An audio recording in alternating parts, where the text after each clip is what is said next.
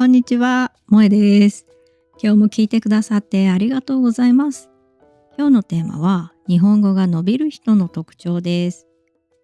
日本語の勉強のやり方というのは本当にいろんなタイプがありますよね。皆さんだったらどうやって勉強しますか？教科書を見て文法をしっかり勉強しますか？とにかくわからなくてもいいからネイティブと話してみますか？大好きなアニメやドラマを見たりして日本語を覚えますか？歌が好きで耳を鳴らしていきますか？他にもいろんなタイプがあると思います。皆さんはどうやって勉強していますか？どれが正解でどれが間違いという話ではありません。でも、たくさんの学習者さんと話してきて、私がよく感じることがあります。それを今日は簡単にお話ししたいと思います。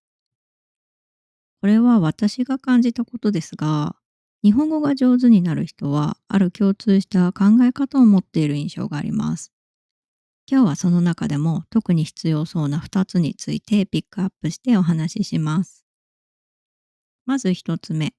日本語が伸びる人は間違えることをそこまで怖がらない、自信がないから話せない、そういう人はとても多いです。でも自信がなくても話している人の方が少しずつですが確実に表現が自然になっていると私は思っています。日本語は正しいかどうかよりも伝わるかどうかっていうのが結構大切な言葉だと思っています。例えば、駅はどこですかと長い文章が言えなくても、駅、どこの2つを言えればちゃんと通じますよね。単語やその発音が通じれば文脈は察してもらえることが多いので伝わることが多いんです。話してるうちに相手が自然な言い方を教えてくれたり言い直してくれたりもします。間違えたからこそ身につく日本語、そういうのは本当に多いと思います。なので間違えることを恐れずたくさん日本語ネイティブと話したり日本語を使ってコミュニケーションをとっている方の方が早く日本語が上手くなっているという印象があります。2つ目、声に出したり気持ちを整理するのに日本語を使っている人です。単語も文法も知っていて読むとわかるし聞いたらわかる。でも話せないっていう風に感じる人はとても多いなと思っています。私も外国語を勉強しているんですがよくあります。これは頭では分かってるんですが自分の言葉になっていないという状態だったり口がまだ慣れていないという状態だと思います。ですから、綺麗な文章じゃなくてもいいので、声に出したり、何かアウトプットすることが大切になります。独り言とか、短い日記、今日の気分を一言。それだけでも日本語は少しずつ体に馴染んできます。それから、私の中で少しおすすめなものがモノマネです。シャドーイングというのは有名な方法だと思うので知ってる方も多いと思うんですが、誰かが言った言葉をそのまま、かぶせて言うという方法ですね。これモノマネに近いんですけれども、例えば日本語の歌とか、自分が憧れる俳優さんなどのコピーをしてみてください。歌声とか話し方からその人らしい仕草まで学べることが結構あります。そして、それを続けていると自然に耳も良くなって、話すのも流暢になっていたりします。ネイティブっぽい話し方とか仕草っていうのも真似できるので、かなりおすすめです。この2つはアウトプットが大切という考え方でした。とにかく、怖がらずに話すとか、声に出したり書いたりして言いたいことを日本語にするというやり方です。で、ここで少し大切なお話をしますね。日本語を勉強していると、なんか今全然伸びていないな、やる気がないなという時期が必ず来ます。なんか昨日より話せてない、なんか前よりも言葉が出てこないとか、ちょっとネガティブになる瞬間、同じ時期に日本に来た友達より話せないとか。でも、これは日本語が下手になっているというわけじゃないと思います。なんかこれでセンスがないとか、うまくなれないんだとか落ち込まないでください。これは日本語が伸びる人にも必ずある時期です。今日は全然話せなかったなーのような日が続くと気持ちがちょっと重くなりますよね。でも、そんな日はこう考えてみてください。今日はインプットの日だった。今日は日本語を聞いただけでも十分だったとか、先ほど伸びる人の考え方としてアウトプットをすることが大切と紹介しましたが、インプットもとにかく大切なんです。ネイティブの間、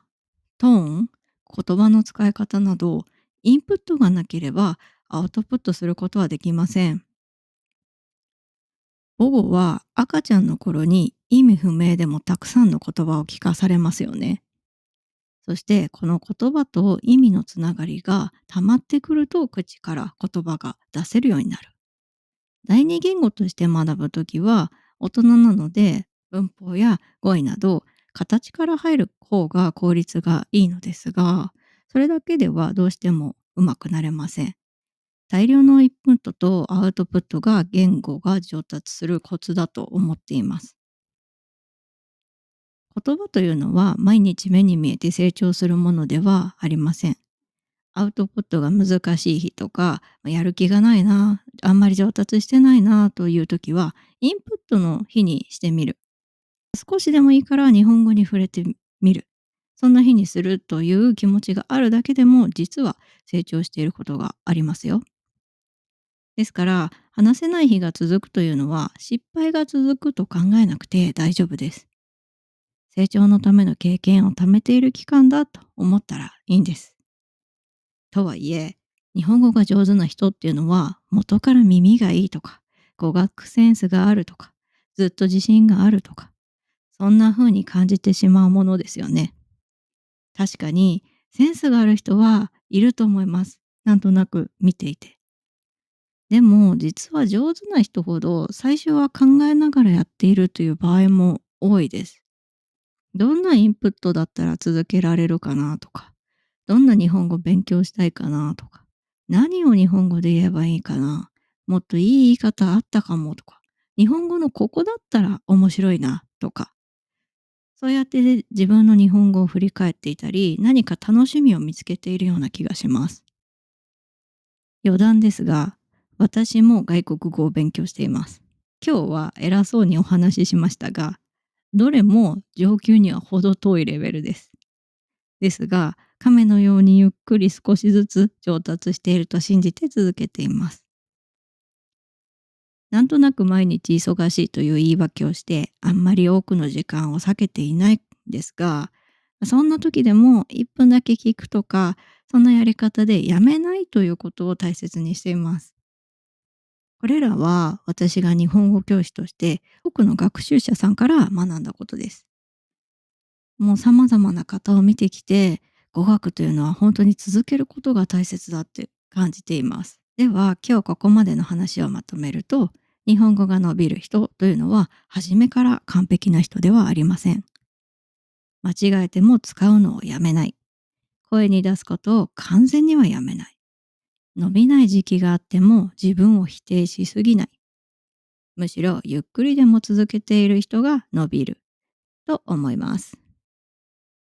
皆さんに最後に伝えたいことなんですが、